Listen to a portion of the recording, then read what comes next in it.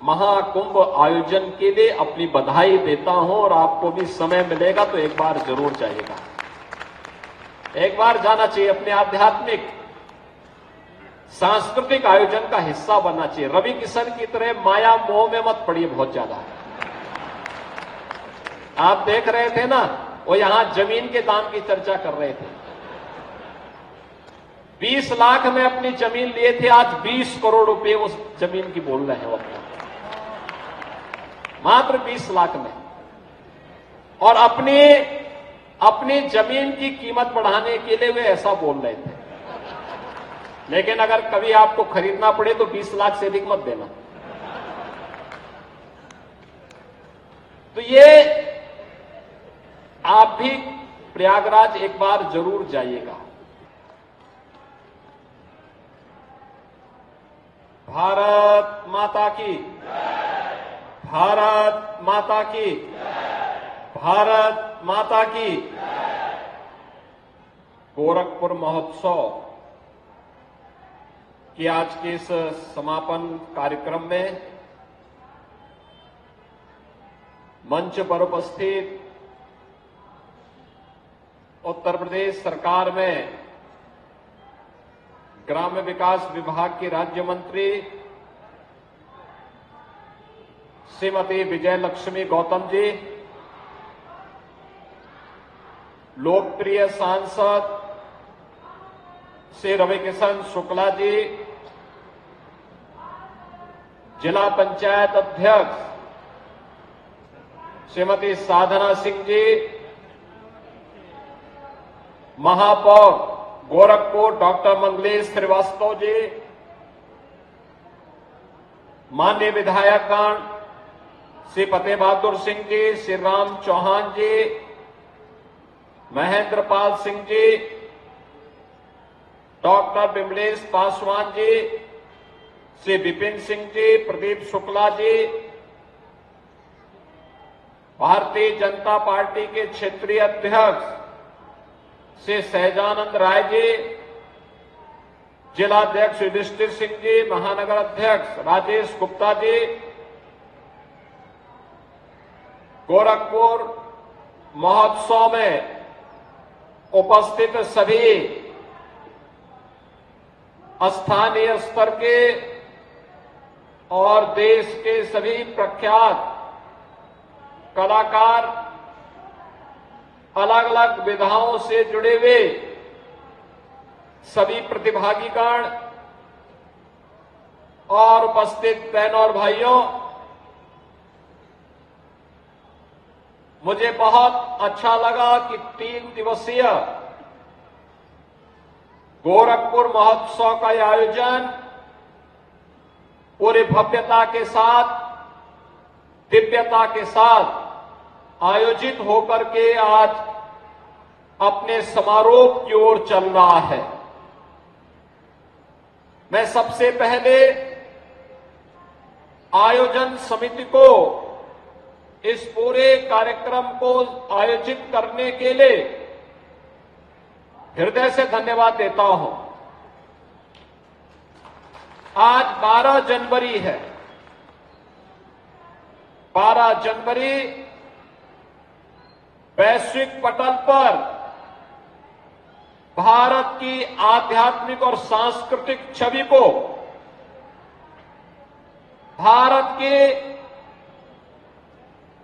आध्यात्मिक विरासत को, सनातन धर्म की वैदिक परंपराओं को स्थापित करने वाले स्वामी विवेकानंद की पावन जयंती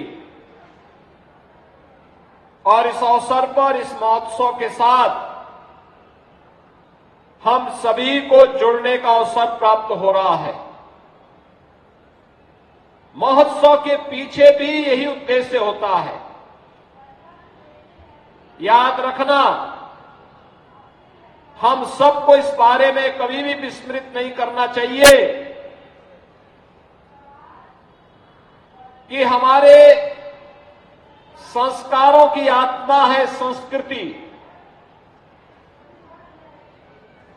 संस्कृति की आत्मा है लोक परंपरा लोक गाथाएं, और यह भी हमें विस्मृत नहीं करना चाहिए कि संस्कृति के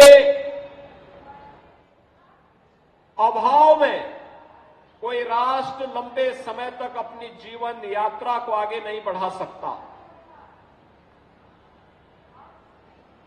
यानी राष्ट्र की संजीवनी होती है लोक परंपरा और लोक गाथा। लोक परंपरा को, लोक गाथाओं को, लोक गायन को, लोक कलाकारों को इस प्रकार के कार्यक्रमों और महोत्सव के माध्यम से एक प्लेटफॉर्म प्राप्त हो, वे अपनी प्रतिभा के बारे में लोक परंपराओं की जानकारी वर्तमान पीढ़ी को दे सकें, उनको आगे बढ़ा सकें। यह महोत्सव के पीछे का उद्देश्य है। याद रखना, भारत की जो धरोहर है वह वेदों की परंपरा में है। वेदों की परंपरा गद्य में है तो पद्य में भी है, सामवेद गायन में ही है, और गायन की ये परंपरा हजारों वर्षों की विरासत का हिस्सा है। लेकिन साथ साथ गायन, वादन, नृत्य, नाटक, इन सभी विधाओं को समाहित करने के साथ ही महोत्सव का उद्देश्य स्थानीय नौजवानों को, कलाकारों को, कलाकृतियों को, किसानों को,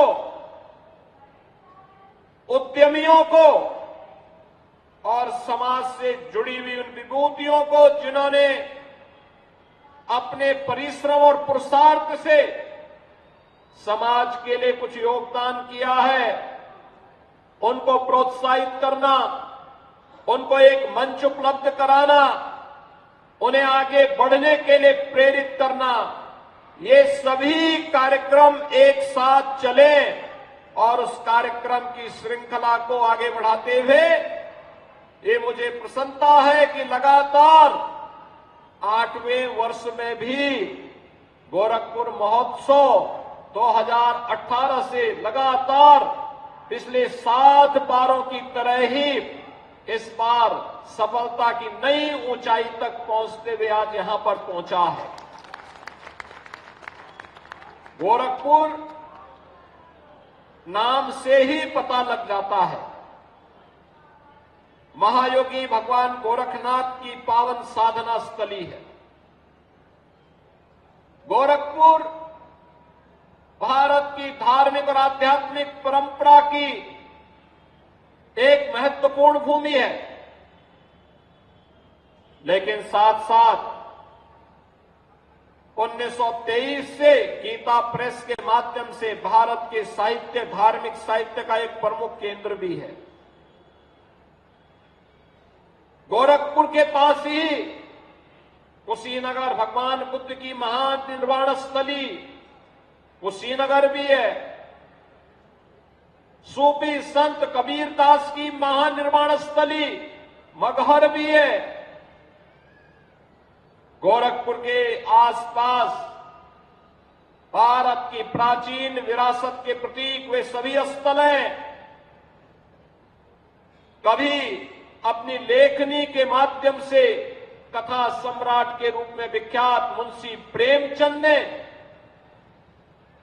गोरखपुर को अपनी कर्मस्थली बनाया था। कभी गोरखपुर में फिराक गोरखपुरी ने अपनी जन्मभूमि होने का सौभाग्य इसी गोरखपुर को है।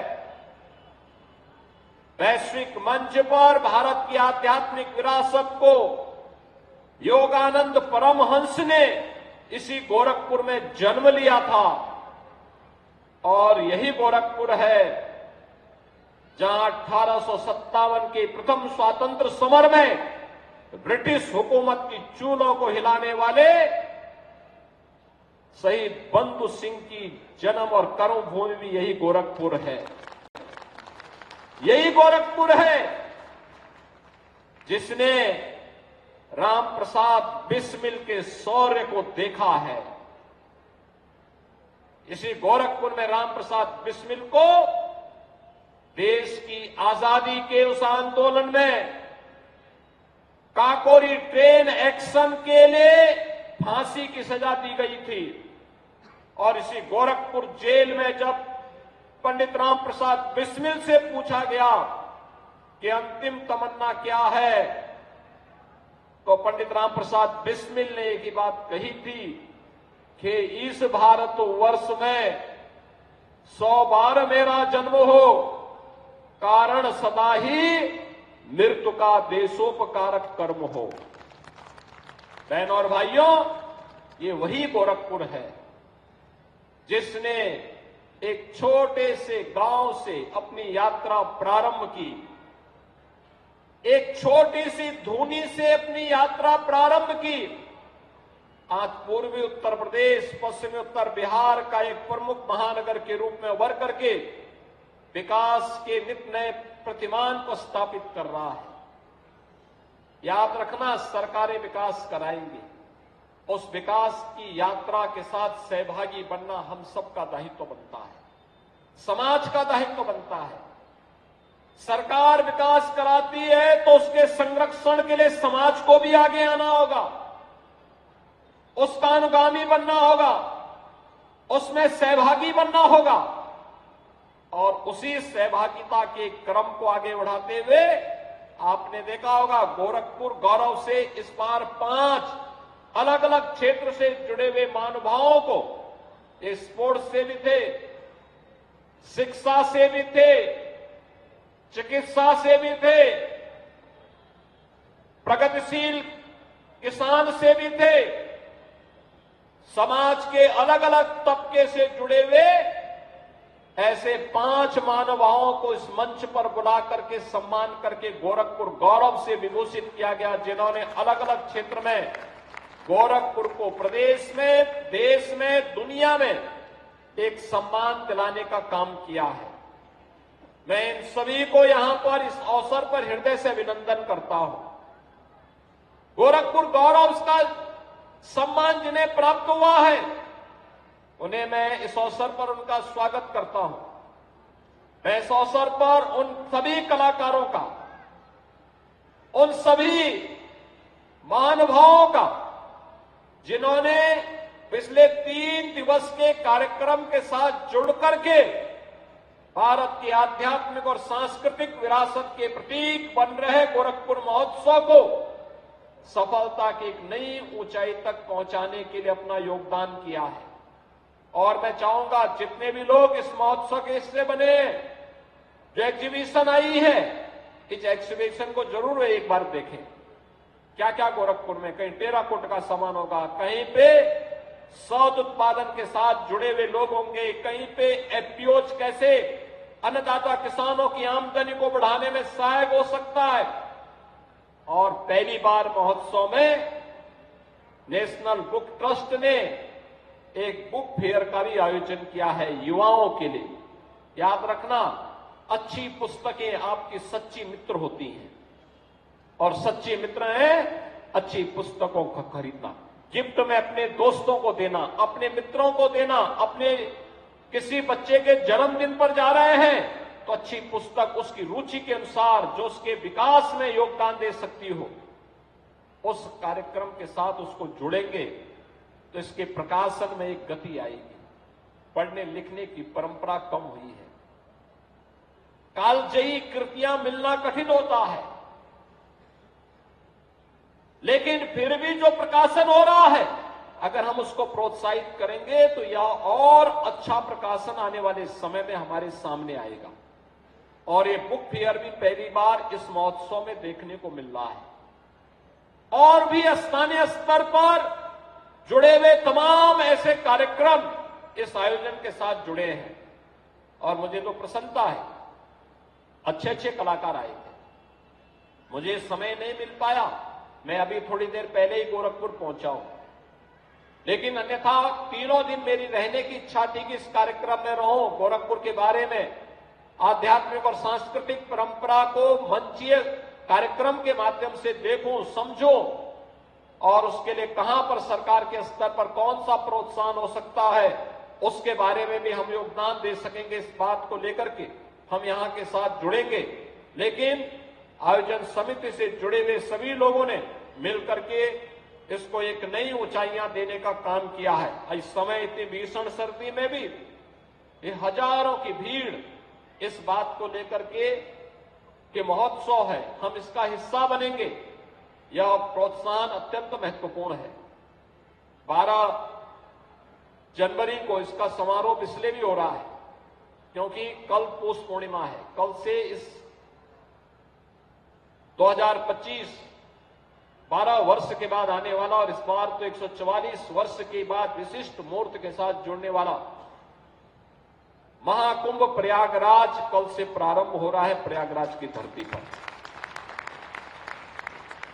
यानी 13 जनवरी से 26 फरवरी तक 45 दिन का यह भव्य आयोजन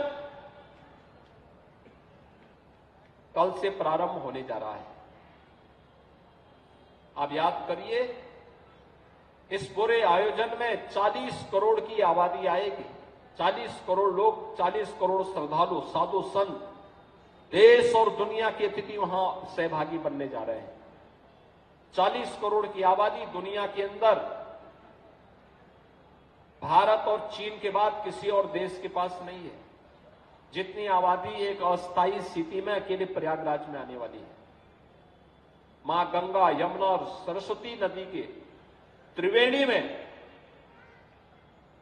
संगम में स्नान करने का एक सौभाग्य प्राप्त होगा। लोगों को वहां पर उत्तर प्रदेश को जानने, भारत को जानने, भारत की आध्यात्मिक विरासत को संतों के माध्यम से, उनके शिविर के माध्यम से, उनके अखाड़ों के माध्यम से जानने और देखने का अवसर प्राप्त होगा। वहां पर बहुत सारी चीजें ऐसी दी गई हैं जो पहली बार कुंभ में आने वाले श्रद्धालुओं को देखने को मिलेगा।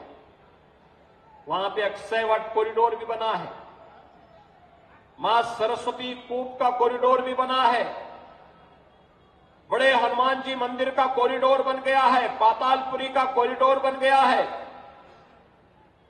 महर्षि भारद्वाज कॉरिडोर बन गया है, भगवान राम और निषाद राज के मिलन की भूमि श्रृंगवेरपुर कॉरिडोर बन गया है, नाग वासुकी और ब्रह्मा जी के यज्ञ की भूमि दशाश्वमेध घाट और मंदिर के सुंदरीकरण के कार्य के साथ ही 12 ज्योतिर्लिंग और 4 धाम की यात्रा का भी वहां पर एक अवसर उनके रिप्लिका के माध्यम से देखने का अवसर प्राप्त होगा। 10,000 एकड़ क्षेत्रफल में पूरा आयोजन होने जा रहा है। कल रात्रि की सूचना है 35 लाख श्रद्धालु कल रात्रि तक पहुंच चुके थे प्रयागराज में। रात्रि भर श्रद्धालुओं का तांता लगा रहा है। कल 25 लाख श्रद्धालुओं ने संगम में स्नान किया था। आज मेरा अनुमान है कि संख्या 35 लाख तक पहुंच गई होगी। ये अद्भुत उत्साह ये कल से प्रारंभ होने जा रहा है। तो मैं सबसे पहले आप सबको महाकुंभ आयोजन के लिए अपनी बधाई देता हूं और आपको भी समय मिलेगा तो एक बार जरूर जाइएगा, एक बार जाना चाहिए, अपने आध्यात्मिक सांस्कृतिक आयोजन का हिस्सा बनना चाहिए। रवि किशन की तरह माया मोह में मत पड़िए बहुत ज्यादा। आप देख रहे थे ना, वो यहां जमीन के दाम की चर्चा कर रहे थे। 20 लाख में अपनी जमीन लिए थे, आज 20 करोड़ रुपए उस जमीन की बोल रहे हैं वो, मात्र 20 लाख में। और अपनी जमीन की कीमत बढ़ाने के लिए वे ऐसा बोल रहे थे। लेकिन अगर कभी आपको खरीदना पड़े तो 20 लाख से अधिक मत देना। तो ये आप भी प्रयागराज एक बार जरूर जाइएगा, जाइए, डुबकी लगा करके देख करके फिर सुबह जाएंगे, शाम को वापस आ जाएंगे। अब तो यहां से इंटरसिटी की भी सुविधा है, बहुत अच्छी सुविधा है, तो सुविधा का लाभ भी लेंगे। और परसों मकर संक्रांति है, खिचड़ी बाबा गोरखनाथ के धाम में जाकर के बाबा को खिचड़ी भी चढ़ाइए, खिचड़ी का प्रसाद भी पाइए और अपनी आध्यात्मिक और सांस्कृतिक विरासत को नई ऊंचाइयों तक पहुंचाइए।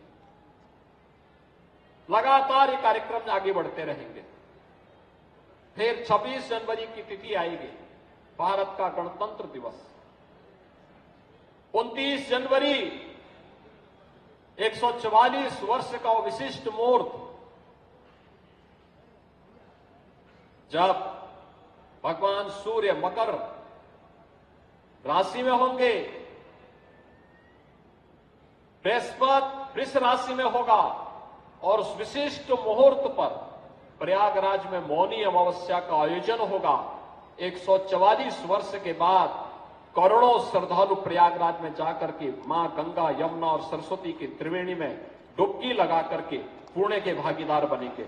आप सबको इन सभी आयोजनों के प्रति मैं अपनी बधाई देता हूं, अभी से अपनी शुभकामनाएं देता हूं। गोरखपुर महोत्सव को भव्यता के साथ आयोजित करने के लिए हृदय से साधुवाद देता हूं और मुझे विश्वास है कि महोत्सव आप सबके जीवन में इसी प्रकार की खुशहाली लाता रहे। आप सब यहां पर आए हैं, आयोजन के भागीदार तो बने ही, एग्जीबिशन को जरूर देखिएगा। इस विश्वास के साथ आप सबके प्रति मेरी मंगलमय शुभकामनाएं। धन्यवाद। जय हिंद।